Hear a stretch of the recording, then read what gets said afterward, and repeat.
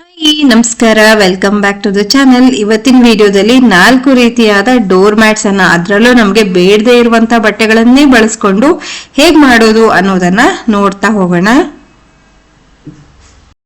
ಇವತ್ತಿನ ವಿಡಿಯೋವನ್ನ ಶುರು ಮಾಡೋಕ್ಕಿಂತ ಮುಂಚೆ ಯಾರೆಲ್ಲ ನಮ್ಮ ಚಾನಲ್ ಅನ್ನ ಹೊಸದಾಗಿ ನೋಡ್ತಿದ್ರು ದಯವಿಟ್ಟು ಸಬ್ಸ್ಕ್ರೈಬ್ ಮಾಡ್ಕೊಂಡು ನೋಡಿ. ಹಾಗೆ ಈ ವಿಡಿಯೋ ನಿಮಗೆ ಇಷ್ಟ ಆಗಿದ್ದಲ್ಲಿ ದಯವಿಟ್ಟು ಒಂದು ಲೈಕ್ ಅನ್ನ ಕೊಡೋದನ್ನ ಮರಿಬೇಡಿ. ಹಾಗೆ ನಿಮ್ಮ friends, family, neighbours, well wishers ಎಲ್ಲರಿಗೂ ನನ್ನ ವಿಡಿಯೋಸ್ ಅನ್ನ ಶೇರ್ ಮಾಡಿ. ಸೊ ಇವತ್ತಿನ ವಿಡಿಯೋವನ್ನ ಶುರು ಮಾಡೋಣ.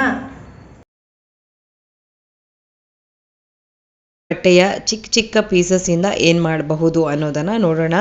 ಅದಕ್ಕೋಸ್ಕರ ನಾನಿಲ್ಲಿ 4x4 ಇಂಚಿಗೆ ಆಗುವಷ್ಟು ಬಟ್ಟೆಯನ್ನು ಕಟ್ ಮಾಡಿ ಇಟ್ಕೊಂಡಿದ್ದೀನಿ. ಇದರಲ್ಲಿ 3 ಡಿಸೈನ್ಸಲ್ಲಿ ಕಟ್ ಮಾಡಿ ಇಟ್ಕೊಂಡಿದ್ದೀನಿ. ಇದೊಂದು ತುಂಬ ಈಸಿ ಪ್ರಾಜೆಕ್ಟು. ಸೊ ನೀವು ಬಿಗಿನರ್ಸ್ ಆದರೂ ಕೂಡ ಆರಾಮಾಗಿ ಇದನ್ನು ಮಾಡ್ಕೊಳ್ಬಹುದು. ಇವಾಗ ಏನು ಮಾಡಬೇಕು ಅಂದರೆ ಒಂದ್ರ ಪಕ್ಕ ಒಂದು ಈ ರೀತಿಯಾಗಿ ಬೇರೆ ಬೇರೆ ಡಿಸೈನ್ಸನ್ನು ಇಡ್ತಾ ಹೋಗಬೇಕು. ನೋಡಿ ಈ ಥರ. ಸೊ ಈ ಥರ ಒಂದು ಲೈನಾಗಿ ಜೋಡಿಸ್ಕೊಂಡು ನಂತರ ಏನು ಮಾಡಬೇಕಂದ್ರೆ ಹೀಗೆ ಜೋಡಿಸ್ಕೊಳ್ತಾ ಒಂದೊಂದು ಸ್ಟಿಚ್ಚನ್ನು ಹಾಕ್ಕೊಳ್ತಾ ಬರಬೇಕು. ಸೊ ಈ ರೀತಿಯಾಗಿ ಕಾಣಿಸ್ತಿದೆಯಲ್ಲ. ಸೊ 5 ಪೀಸಸನ್ನು ಜಾಯಿನ್ ಮಾಡ್ಕೊಂಡಿದ್ದೀನಿ. ಇವಾಗ 3 ಲೈನ್ಸ್ ರೆಡಿ ಆಗುತ್ತೆ. ಸೊ ನಾನಿವಾಗ ಸ್ಟಿಚ್ ಮಾಡ್ಕೊಂಡು ಬಂದೆ. ನೋಡಿ ಈ ಥರ 3 ಲೈನ್ಸ್ ನಮಗೆ ರೆಡಿ ಆಯಿತು. ಇವಾಗ ಏನು ಮಾಡಬೇಕಂದ್ರೆ ಒಂದರ ಕೆಳಗೆ ಒಂದನ್ನು ಇಟ್ಬಿಟ್ಟು ಅಲ್ಲಿ ನಾವು ಸ್ಟಿಚ್ ಹಾಕಿ ಇದನ್ನೆಲ್ಲ ಜೋಡಿಸ್ಕೊಳ್ತಾ ಹೋಗಬೇಕು. ಹೀಗೆ ಒಂದು ಸ್ಟಿಚ್ಚು, ನಂತರ ಇನ್ನೊಂದು ಪೀಸನ್ನು ಜೋಡಿಸ್ತಾ ಹೀಗೆ ಒಂದು ಸ್ಟಿಚ್ಚು. ಸೊ ಈ ರೀತಿಯಾಗಿ ನಾನು ಜೋಡಿಸ್ಕೊಂಡಿದ್ದಾಯಿತು. ನೋಡಿ ಇವಾಗ ಈ ಥರ ಕಾಣಿಸ್ತಾ ಇದೆ. ನೆಕ್ಸ್ಟ್ ಏನು ಮಾಡಬೇಕಂದ್ರೆ ಇದಕ್ಕೆ ಒಂದು ಬೇಸ್ ಬೇಕು ನಮಗೆ. ಒಂದು ಹಳೆಯ ಕುರ್ತಿ ಇತ್ತು. ಸೊ ಅದನ್ನು ನಾನಿವತ್ತು ರೀಯೂಸ್ ಮಾಡ್ತಾ ಇದ್ದೀನಿ. ಹಾಗಾಗಿ ಅದನ್ನು 2 ಎಳೆಯಲ್ಲಿ ಈ ರೀತಿಯಾಗಿ ಇಟ್ಕೊಂಡು ಡಬಲ್ ಲೇಯರಲ್ಲಿದೆ ಇವಾಗ ಇದು. ನಾವೀಗ ರೆಡಿ ಮಾಡ್ಕೊಂಡಿದ್ವಲ್ಲ ಅದನ್ನು ಈ ಥರ ಇಟ್ಬಿಟ್ಟು ಅಳತೆ ತೊಗೊಂಡು ನಂತರ ನಾನು ಇದನ್ನು ಕಟ್ ಮಾಡ್ಕೊಳ್ತೀನಿ.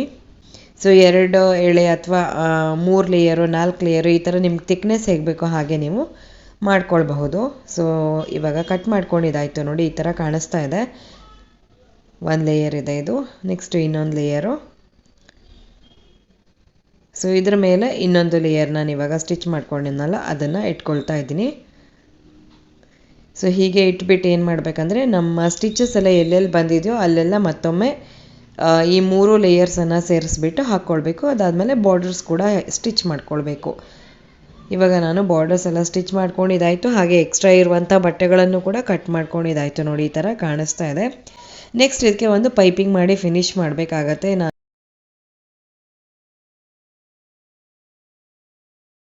ಇರುವಂಥ ಚಿಕ್ಕ ಚಿಕ್ಕ ಪೀಸಸನ್ನು ಈ ಥರ ನಿಮಗೆ ಟೈಮ್ ಇದ್ದವಾಗ ಜೋಡಿಸಿ ಒಂದು ರೋಲ್ ಮಾಡಿ ಇಟ್ಕೊಂಡ್ರೆ ನೆಕ್ಸ್ಟ್ ನೀವು ಮ್ಯಾಟ್ ಎಲ್ಲ ಮಾಡಬೇಕಾದ್ರೆ ಪೈಪಿಂಗಿಗೆ ಮತ್ತೆ ಫ್ರೆಶ್ ಬಟ್ಟೆಯನ್ನು ಕಟ್ ಮಾಡೋ ಅವಶ್ಯಕತೆ ಬೀಳೋದಿಲ್ಲ. ಸೊ ಇದನ್ನೇ ನಾವು ಬಳಸ್ಕೊಳ್ತಾ ಹೋದರೆ ಆಯಿತು. ಇವಾಗ ಏನು ಮಾಡಬೇಕಂದ್ರೆ ಈ ಪೀಸ್ನ ಈ ರೀತಿಯಾಗಿ ಉಲ್ಟಾ ಇಟ್ಬಿಟ್ಟು ಒಂದು ಸ್ಟಿಚ್ಚನ್ನು ಹಾಕಿ ನಂತರ ಇದನ್ನು ತಿರುಗಿಸ್ಕೊಳ್ತಾ ಡಬಲ್ ಫೋಲ್ಡ್ ಮಾಡಿ ಸ್ಟಿಚ್ ಹಾಕ್ಕೊಳ್ಬೇಕು. ಸೊ ಇದೇ ರೀತಿಯಾಗಿ 4 ಕಡೆಗೂ ಹೀಗೆ ಮಾಡ್ಕೊಳ್ಬೇಕು. ಸೊ ಇಲ್ಲಿ ನೋಡಿ ನಿಮ್ಗೆ ಕಾಣಿಸ್ತಾ ಇದೆ. ನಾನು ಒಂದು ಕಡೆಗೆ ಈ ಥರ ಸ್ಟಿಚ್ಚನ್ನು ಹಾಕ್ಕೊಂಡೆ. ಇವಾಗ ಇದನ್ನು ತಿರುಗಿಸ್ಬಿಟ್ಟು ಈ ರೀತಿಯಾಗಿ ಡಬಲ್ ಫೋಲ್ಡ್ ಮಾಡಿ ಪೈಪಿಂಗನ್ನು ಮಾಡ್ಕೊಳ್ಬೇಕು.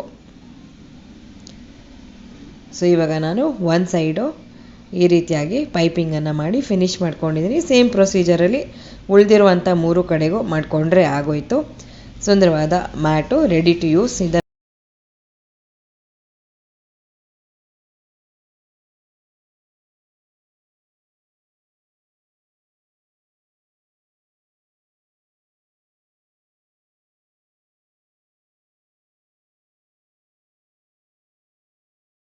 ನನ್ನ ಹತ್ರ ಉಳಿದಿರುವಂತ ಸ್ವಲ್ಪ ಚೆನ್ನಾಗಿ ನೋಡಕ್ಕೆ ಇರುವಂತ ಬಟ್ಟೆಗಳನ್ನ ಇಲ್ಲಿ ಆಯ್ಕೆ ಮಾಡ್ಕೊಳ್ತಾ ಇದ್ದೀನಿ.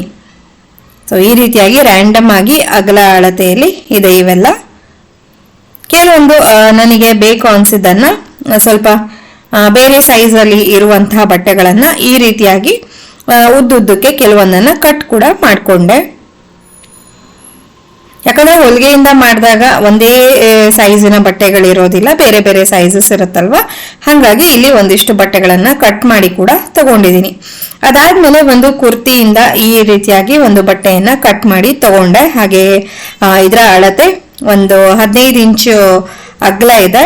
ಹಾಗೆ ಒಂದು 20 ಇಂಚು ಉದ್ದ ಇದೆ ಇದು.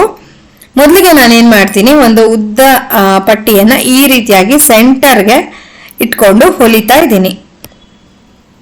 ಸೊ ಪಟ್ಟಿ ಸೈಜು ಕೂಡ ಅಷ್ಟೇನೆ 2 ಇಂಚು 3 ಇಂಚು ಈ ಥರ ಯಾವುದೇ ಅಳತೆಯನ್ನ ನಾನು ತಗೊಂಡಿಲ್ಲ. ರ್ಯಾಂಡಮ್ ಆಗಿ ನನ್ನ ಹತ್ರ ಯಾವ ಥರ ಬಟ್ಟೆಗಳಿತ್ತು ಅದನ್ನು ನೀಟಾಗಿ ಕಟ್ ಆನ್ ಮಾಡಿಕೊಂಡು ನಂತರ ಅದನ್ನ ಯೂಸ್ ಮಾಡ್ತಾ ಇರೋದಷ್ಟೇನೆ. ಸೊ ಈಗ ಇಲ್ಲಿ ಬೇಸ್ ಬಟ್ಟೆ ಮೇಲೆ ಈ ರೀತಿಯಾಗಿ ಒಂದು ಪಟ್ಟಿ ಮೇಲೆ ಇನ್ನೊಂದು ಪಟ್ಟಿ ಬರೋ ರೀತಿಯಾಗಿ ಹೊಲಿತಾ ಹೋಗ್ಬೇಕು ನಾವು. ತುಂಬಾ ಈಸಿ ಆಗಿರುವಂತ ಪ್ರಾಜೆಕ್ಟ್ ಇದು, ಹಾಗೆ ಬೇಗನೆ ಆಗತ್ತೆ ಸಹ. ಒಂದ್ ಸ್ವಲ್ಪ ಪೇಷನ್ಸ್ ಇಟ್ಕೊಂಡು ಮಾಡಿದ್ರೆ ಆಯ್ತು. ಮತ್ತೆ ಬಿಗಿನರ್ಸ್ ಆಗಿದ್ರು ಕೂಡ ಇದನ್ನ ಆರಾಮಾಗಿ ಮಾಡಬಹುದು, ಯಾಕಂದ್ರೆ ಒಂದೇ ಸ್ಟ್ರೈಟ್ ಸ್ಟಿಚ್ ಇರೋದು, ಇದಕ್ಕೆ ತುಂಬಾ ಏನು ಕೆಲಸಗಳು ಇರೋದಿಲ್ಲ. ಸೊ ನೋಡಿ ಇಲ್ಲಿ ಕಾಣಿಸ್ತಿದೆಯಲ್ಲ, ಈ ರೀತಿಯಾಗಿ ಮಿಕ್ಸ್ ಅಂಡ್ ಮ್ಯಾಚ್ ಮಾಡಿ ರ್ಯಾಂಡಮ್ ಕಲರ್ಸ್ ಅನ್ನ ಚಾಯ್ಸ್ ಮಾಡಿಬಿಟ್ಟು ಈ ರೀತಿಯಾಗಿ ಹೊಲಿತಾ ಹೋಗ್ಬೇಕು. ಇರುವಂತ ಬಟ್ಟೆಗಳನ್ನೇ ಯೂಸ್ ಮಾಡಿಬಿಟ್ಟು ಅದರಲ್ಲೇ ನಾವು ಕಲರ್ ಕಾಂಬಿನೇಷನ್ಸ್ ಅನ್ನೆಲ್ಲ ಮಾಡ್ತಾ ಈ ರೀತಿಯಾಗಿ ಅಟ್ರಾಕ್ಟಿವ್ ಆಗಿ ಕಾಣಿಸುವಂತ ಒಂದು ಪ್ರಾಡಕ್ಟ್ ನ ರೆಡಿ ಮಾಡಬಹುದು. ಇದನ್ನ ನೀವು ಡೋರ್ ಮ್ಯಾಟ್ ಆಗಿ ಕೂಡ ಬಳಸಬಹುದು, ಚೇರ್ ಮ್ಯಾಟ್ ಆಗಿ ಕೂಡ ಬಳಸಬಹುದು. ಇಲ್ಲದೆ ಇದ್ರೆ ಏನಾದರೂ ಐಟಮ್ಸ್ ಅನ್ನ ಇಟ್ಟಿದ್ರೆ ಅದನ್ನ ಕವರ್ ಮಾಡೋದಕ್ಕೆ ಕೂಡ ಬಳಸಬಹುದು. ಸೊ ಈ ರೀತಿಯಾಗಿ ನಾನಿಲ್ಲಿ ಕೊನೆವರೆಗೂ ಬಂದು ಒಂದು ಸೈಡು ತಲುಪಿದ್ದೀನಿ. ಹಾಗೆ ಮತ್ತೊಂದು ಸೈಡ್ಗೂ ಕೂಡ ಇದೇ ರೀತಿಯಾಗಿ ಮಾಡ್ಕೊಳ್ಬೇಕು. ಸೊ ಮೇನ್ ಆಗಿ ಮಧ್ಯದಲ್ಲಿ ಒಂದು ಉದ್ದ ಪಟ್ಟಿಯನ್ನ ಜಾಯಿನ್ ಮಾಡಿಬಿಟ್ಟು ಅದರ ಆಚೆಗೆ ಈಚೆಗೆ ಈ ರೀತಿಯ ಪಟ್ಟಿಗಳನ್ನ ಇಡ್ತಾ ನಾವು ಸ್ಟಿಚ್ ಮಾಡ್ತಾ ಹೋಗ್ಬೇಕಾಗತ್ತೆ. ಸೊ ಹೀಗೆ ಮಾಡ್ತಾ ನಾನು ಪಟ್ಟಿಗಳನ್ನ ಜಾಯಿನ್ ಮಾಡ್ತಾ ಮಾಡ್ತಾ ಮಾಡ್ತಾ ಲಾಸ್ಟ್ ಹಂತದವರೆಗೆ ಬಂದಿದ್ದೀನಿ. ಈಗ ಇಲ್ಲಿ ಎಕ್ಸ್ಟ್ರಾ ಬಟ್ಟೆಗಳು ಏನಾದರೂ ಕಾಣಿಸ್ತಾ ಇದ್ರೆ ಅದನ್ನೆಲ್ಲ ಈ ರೀತಿಯಾಗಿ ಕಟ್ ಮಾಡಿ ನೀಟ್ ಮಾಡ್ಕೊಳ್ತಾ ಇದ್ದೀನಿ.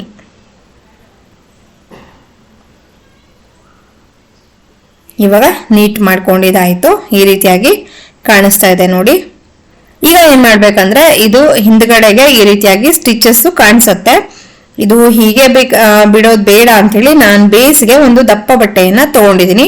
ಇದು ಅಷ್ಟೊಂದು ಜಾರೋದಿಲ್ಲ, ಸ್ವಲ್ಪ ಆಂಟಿ ಸ್ಕಿಡ್ ತರನೇ ಇದೆ ಇದು. ಹಾಗಾಗಿ ಅದನ್ನ ಬಳಸ್ಬಿಟ್ಟು ಇದೇ ಅಳತೆಗೆ ಕಟ್ ಮಾಡಿಕೊಂಡು 4 ಸೈಡು ಅದನ್ನ ಹೊಲ್ಕೊಳ್ತೀನಿ. ಸೊ ನಾನಿವಾಗ ಹೊಲ್ದಿರೋ ಬಟ್ಟೆಯನ್ನ ಅದ್ರ ಮೇಲೆ ಇಟ್ಕೊಂಡು 4 ಕಡೆಗೂ ಸ್ಟಿಚ್ ಮಾಡಿ ಫಿನಿಶ್ ಮಾಡ್ಕೊಳ್ತೀನಿ. ಈಗ 4 ಕಡೆಗೂ ಸ್ಟಿಚ್ ಮಾಡಿದಾಯ್ತು, ಈ ರೀತಿಯಾಗಿ ಕಾಣಿಸ್ತಾ ಇದೆ ನೋಡಿ. ಅದಲ್ಲದೆ ನಾನಿಲ್ಲಿ ಪೈಪಿಂಗ್ ಮಾಡೋದಕ್ಕೆ ಈ ರೀತಿಯ ಒಂದು ಬಟ್ಟೆಯನ್ನ ರೆಡಿ ಮಾಡಿ ಇಟ್ಕೊಂಡಿದ್ದೀನಿ. ಹಿಂದೊಂದು ವಿಡಿಯೋದಲ್ಲಿ ತೋರಿಸಿದ್ದೆ ನಾನು. ಉಳಿದಿರುವಂತ ಬಟ್ಟೆಗಳನ್ನ ಈ ರೀತಿಯಾಗಿ ಕಟ್ ಮಾಡಿ ಜಾಯಿಂಟ್ ಮಾಡಿ ಮಾಡಿ ಮಾಡಿ ಒಂದು ರೋಲ್ ತರ ಮಾಡಿ ಇಟ್ಕೊಳ್ತೀನಿ. ಈ ರೀತಿಯಾದ ಡೋರ್ ಮ್ಯಾಟ್ ಗಳನ್ನೆಲ್ಲ ಮಾಡ್ಬೇಕಾದ್ರೆ ನಮ್ಗೆ ಅದನ್ನ ಪೈಪಿಂಗಿಗೆ ಯೂಸ್ ಮಾಡೋಕ್ಕೆ ತುಂಬಾನೇ ಚೆನ್ನಾಗಾಗತ್ತೆ. ಸೊ ನೋಡಿ, ಇದು ಫೈನಲ್ ಪ್ರಾಡಕ್ಟ್ ಹೀಗೆ ಕಾಣಿಸ್ತಾ ಇದೆ. ತುಂಬಾ ನೀಟ್ ಫಿನಿಶಿಂಗ್ ಬರುತ್ತೆ, ಮತ್ತೆ ತುಂಬಾ ಚೆನ್ನಾಗೂ ಕಾಣಿಸುತ್ತೆ. ಉಳಿದಿರುವಂತ ಬಟ್ಟೆಯಿಂದ ಮಾಡಿರೋದು ಅಂತ ಯಾರು ಗೆಸ್ ಮಾಡೋಕ್ಕೂ ಕೂಡ ಸಾಧ್ಯ ಇಲ್ಲ. ಸೊ ಇದಾಗಿತ್ತು ಇವತ್ತಿನ ವಿಡಿಯೋ ಮಾಡೋದಕ್ಕೆ. ನನ್ನ ಹತ್ರ ಒಂದು ಹಳೆ ಕುರ್ತಿ ಇದೆ, ನಾನು ಅದನ್ನು ಇವಾಗ ಬಳಸ್ತಾ ಇಲ್ಲ, ಹಾಗಾಗಿ ರಿಯೂಸ್ ಮಾಡೋಣ ಅಂತ ತೊಗೊಂಡಿದ್ದೀನಿ. ಇಲ್ಲಿ ಒಂದು ರ್ಯಾಂಡಮ್ ಆಗಿ ಒಂದು ರೆಕ್ಟಾಂಗಲ್ ಆಕೃತಿಯನ್ನು ಮಾರ್ಕ್ ಮಾಡಿಬಿಟ್ಟು ಕಟ್ ಮಾಡಿ ಕೂಡ ತೊಗೊಂಡಿದ್ದೀನಿ. ಹಾಗೆ ಇದರ ಅಳತೆಯನ್ನು ಇವಾಗ ನಾನು ತಿಳಿಸ್ತೀನಿ. 13 ಇಂಚು ಉದ್ದ ಇದೆ, ಹಾಗೆ ಒಂದು 20 ಇಂಚು ಆಗೋಷ್ಟು ಅಗಲ ಇದೆ. ಉದ್ದ ಮತ್ತು ಅಗಲವನ್ನು ನಿಮ್ಮಿಷ್ಟದ ಅನುಸಾರ ನೀವು ತೊಗೊಳ್ಬಹುದು. ಈಗ ನಾನೇನು ಮಾಡ್ತೀನಿ ಅಂದರೆ, ಇದು ಸೀದಾ ಇದೆಯಲ್ಲ, ಇದನ್ನು ಉಲ್ಟಾ ಮಾಡ್ಕೊಂಡ್ಬಿಟ್ಟು 3 ಕಡೆಗೂ ಇದನ್ನು ಸ್ಟಿಚ್ ಹಾಕಿ ಒಂದು ಪ್ಯಾಕ್ ಥರ ಮಾಡ್ಕೊಳ್ತೀನಿ. ಅಂದರೆ ಒಂದು ಕಡೆ ಮಾತ್ರ ಓಪನ್ ಇಟ್ಕೊಳ್ತೀನಿ.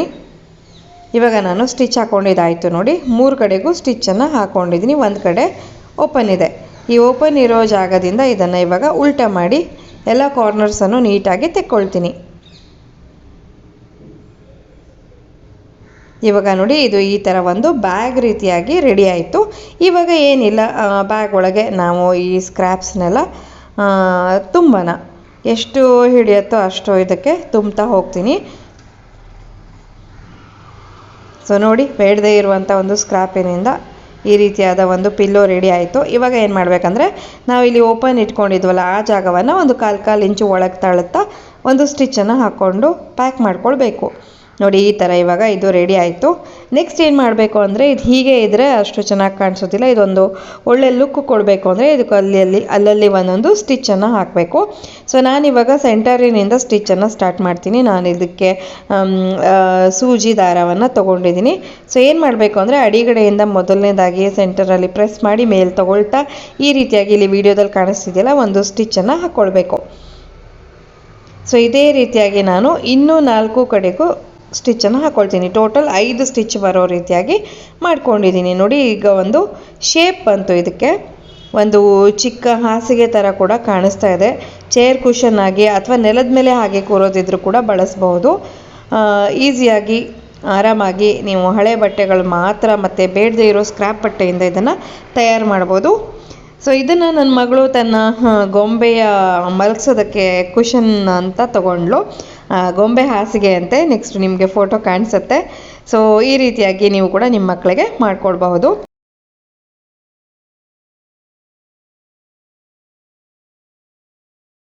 ಹೇಗೆ ಮಾಡೋದು ಅಂತ ನೋಡೋಣ.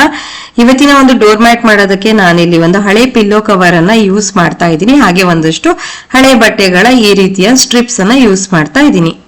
ಇಲ್ಲಿರುವಂತ ಎಲ್ಲಾ ಸ್ಟ್ರಿಪ್ಸ್ ಗಳ ಅಳತೆ ಹೆಚ್ಚು ಕಡಿಮೆ 2.25 ಇಂಚ್ ಆಗುವಷ್ಟು ಇದೆ.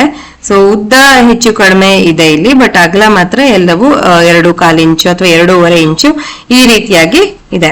ಈಗ ನಾನೇನ್ ಮಾಡ್ತೀನಿ, ಪಿಲ್ಲೋ ಕವರ್ ಅನ್ನ ಈ ರೀತಿಯಾಗಿ ಸಪರೇಟ್ ಮಾಡಿ ತೆಕ್ಕೊಂಡ್ಬಿಡ್ತೀನಿ. ಸೊ ಒಂದ್ ಪಾರ್ಟ್ ಅನ್ನ ಮಾತ್ರ ನಾನು ಇಲ್ಲಿ ಇಟ್ಕೊಂಡು ಅದ್ರ ಮೇಲೆ ಈ ಸ್ಟ್ರಿಪ್ಸ್ ಅನ್ನ ಅಟ್ಯಾಚ್ ಮಾಡ್ತಾ ಸ್ಟಿಚ್ ಮಾಡ್ತಾ ಹೋಗ್ತೀನಿ. ಅದನ್ನ ಹೇಗೆ ಅಟ್ಯಾಚ್ ಮಾಡ್ತೀನಿ ಅನ್ನೋದು ನಿಮ್ಗೆ ನೆಕ್ಸ್ಟ್ ಇಲ್ಲಿ ವಿಡಿಯೋದಲ್ಲಿ ಕಾಣಿಸುತ್ತೆ. ಈ ಪಿಲ್ಲೋ ಕವರಿನ ಇನ್ನೊಂದು ಪೀಸ್ ಅನ್ನ ಹಾಗೆ ಇಟ್ಕೊಳ್ಬೇಕು. ಅದು ನೆಕ್ಸ್ಟ್ ನಮ್ಗೆ ಯೂಸ್ ಆಗತ್ತೆ, ಅದನ್ನ ಹೇಳ್ತೀನಿ. ಈಗ ನಾನು ಮಧ್ಯದಲ್ಲಿ ಒಂದು ಉದ್ದವಾಗಿರುವಂತ ಯಾವುದೇ ಸ್ಟ್ರಿಪ್ ಇದೆಯಾ ಅದನ್ನ ಆಯ್ಕೆ ಮಾಡ್ಕೊಂಡು ಈ ರೀತಿಯಾಗಿ ಆ ಪಿಲ್ಲೋ ಕವರಿನ ಮಧ್ಯಕ್ಕೆ ಕರೆಕ್ಟ್ ಆಗಿ ಪಿನ್ ಅಪ್ ಮಾಡ್ಕೊಂಡು ಮೊದಲಿಗೆ ಅದನ್ನ ಸ್ಟಿಚ್ ಮಾಡ್ಕೊಂಡ್ ಬಿಡ್ಬೇಕು. 2 ಸೈಡು ಇದೇ ರೀತಿಯಾಗಿ ನಾವು ಸ್ಟಿಚ್ ಮಾಡ್ಕೊಳ್ಬೇಕು. ನೆಕ್ಸ್ಟ್ ನಾನಿಲ್ಲಿ ಪಿನ್ ಎಲ್ಲ ತೆಗ್ದಿದ್ದಾಯ್ತು. ಸೊ ಈಗ ಅದರ ಪಕ್ಕನೆ ಒಂದೊಂದೇ ಸ್ಟ್ರಿಪ್ಸ್ ಅನ್ನ ಈ ರೀತಿಯಾಗಿ ಅಟ್ಯಾಚ್ ಮಾಡ್ತಾ ಹೋಗ್ಬೇಕು. ನೋಡಿ ಇಲ್ಲಿ ವಿಡಿಯೋದಲ್ಲಿ ಕಾಣಿಸ್ತಿದ್ದಿಲ್ಲ. ಸೊ ಇದೇ ಪ್ರಕಾರವಾಗಿ ನನ್ನ ಹತ್ರ ಇರುವಂತ ಎಲ್ಲಾ ಸ್ಟ್ರಿಪ್ಸ್ ಅನ್ನ ಅಟ್ಯಾಚ್ ಮಾಡ್ಬೇಕು. ಅದಕ್ಕಿಂತ ಮುಂಚೆ ಏನ್ ಮಾಡ್ತೀನಿ ಅಂತಂದ್ರೆ, ನಾನು ಮಧ್ಯದಲ್ಲಿ ಏನ್ ಸ್ಟ್ರಿಪ್ ಅಟ್ಯಾಚ್ ಮಾಡಿದ್ನಲ್ಲ ಅದರ ಪಕ್ಕಕ್ಕೆ ಈ ಕಡೆ ಪಕ್ಕಕ್ಕೆ ಇರುವಂತ ಅಷ್ಟು ಪಿಲ್ಲೋ ಕವರಿನ ಬಟ್ಟೆ ಏನ್ ಕಾಣಿಸ್ತಿತ್ತು ಅದನ್ನ ಕಟ್ ಮಾಡಿ ಸಪರೇಟ್ ಮಾಡ್ಕೊಂಡಿದ ನಂತರ ಇಲ್ಲಿ ಈ ಸ್ಟಿಚಿಂಗ್ ಅನ್ನ ಕಂಟಿನ್ಯೂ ಮಾಡ್ತಾ ಇದ್ದೀನಿ.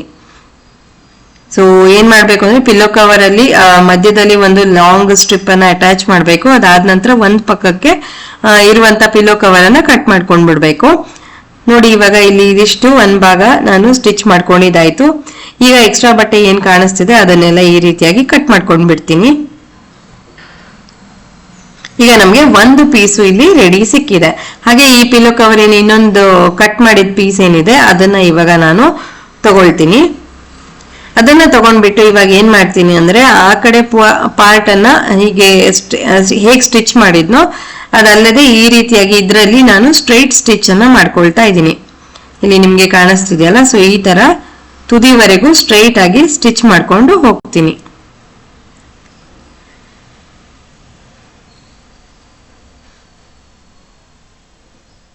ಸೊ ನಿಮ್ಮ ಹತ್ರ ಯಾವುದೇ ಒಂದು ಹಳೆಯ ಬಟ್ಟೆ ಸ್ಟ್ರಿಪ್ಸ್ ಎಲ್ಲ ಇದ್ರೆ ಅದನ್ನ ಎಸೆಯೋದು ಬೇಕಾಗೋದಿಲ್ಲ.